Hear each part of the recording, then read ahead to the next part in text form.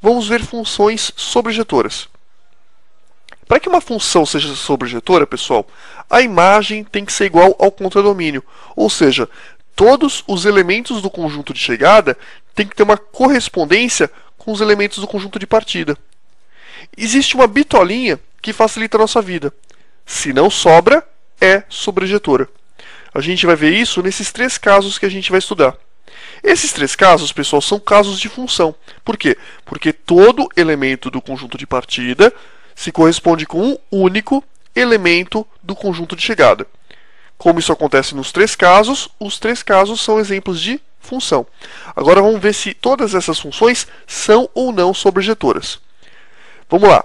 Aqui, pessoal, aqui você está vendo que não sobra elementos sem se corresponder com os elementos do conjunto A. Se não sobra, é sobrejetora. Aqui, pessoal, aqui você vê que tem um elemento que não tem correspondência com os elementos do conjunto de partida. Então, não é sobrejetora. Por quê? Porque se não sobra, é sobrejetora.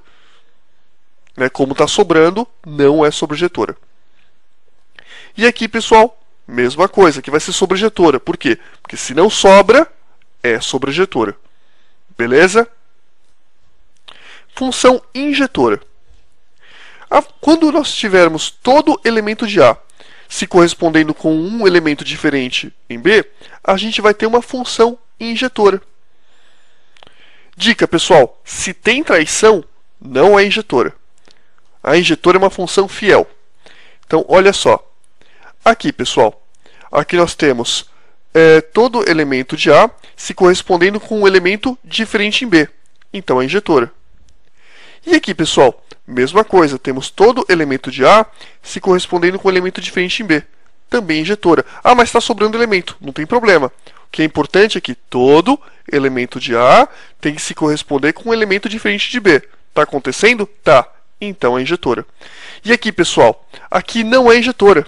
Opa, se tem traição, tá vendo que temos 2 aqui elementos se correspondendo com o mesmo? Então, se tem traição, não tem injetora. Beleza? Função bijetora. Agora, pessoal, é o momento mais romântico da nossa aula. Quando nós tivermos uma função ao mesmo tempo sobrejetora e injetora, ela vai ser bijetora. A função bijetora, pessoal, é a função do amor. Você vê que só tem casalzinho. Olha só, você vê que toda vez que a gente tiver um casalzinho romântico, a gente vai ter uma função, o quê? Função bijetora. Beleza, gente? Então tá aqui para vocês, olha só. Esse elemento se corresponde com um único. Esse também e esse também. É bijetora. Aqui, pessoal, tem um elemento que está segurando vela, Está sozinho, carente, ali jogado no canto. Então, não é bijetora. Para ser bijetora, tem que ter o quê? Casalzinho romântico. E aqui, pessoal, aqui é bijetora? Também não é, porque tem traição. Tá vendo que temos 2 elementos se correspondendo com o mesmo elemento? Se tem traição, não é bijetora. Porque traição não é romântico, gente? Beleza? Então tá aí dado para vocês a função bijetora.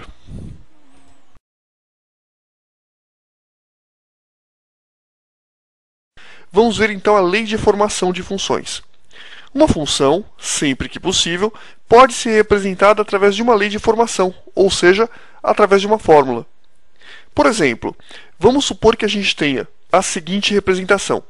f de x, isso aqui se lê f de x, é igual a x mais 3. Nesse caso, pessoal, o f de x está representando o y. F de x sempre vai valer o y.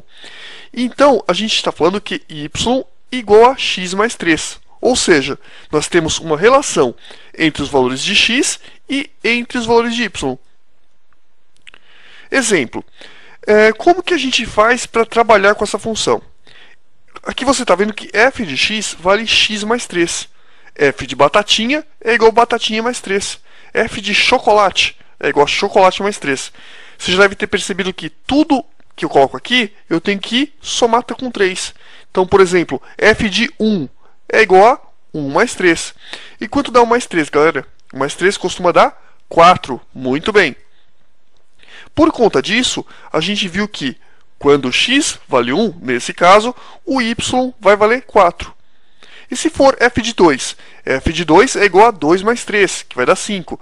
Então, quando o x valer 2, o y vai valer 5, e assim sucessivamente.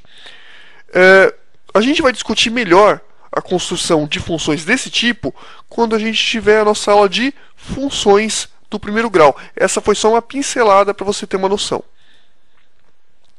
Outros tipos de função. Aqui, pessoal, nós vamos mostrar as funções crescentes, decrescentes e as constantes.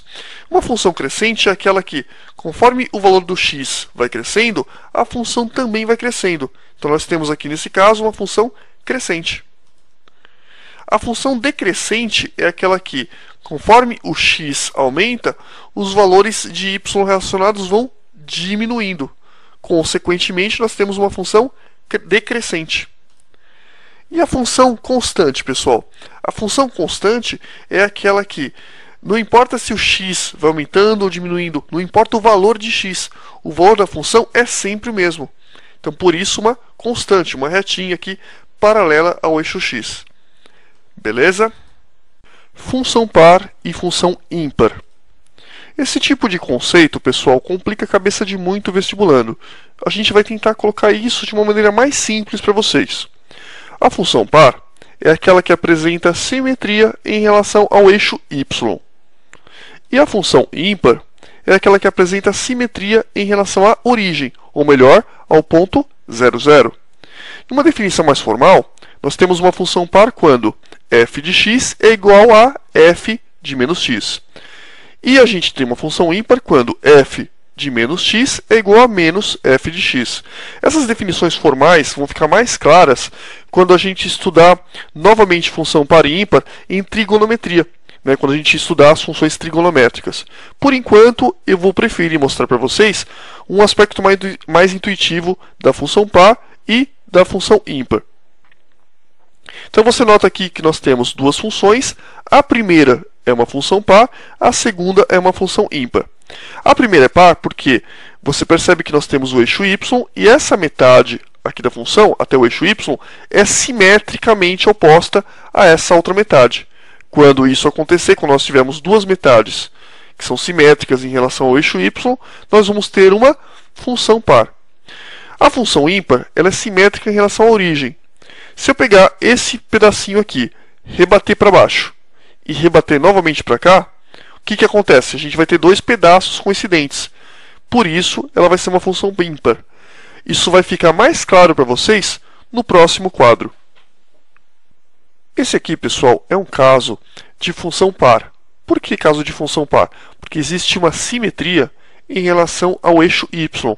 Se eu pegar essa metade em vermelho e espelhar para cima da metade branca, você vai ver que são coincidentes.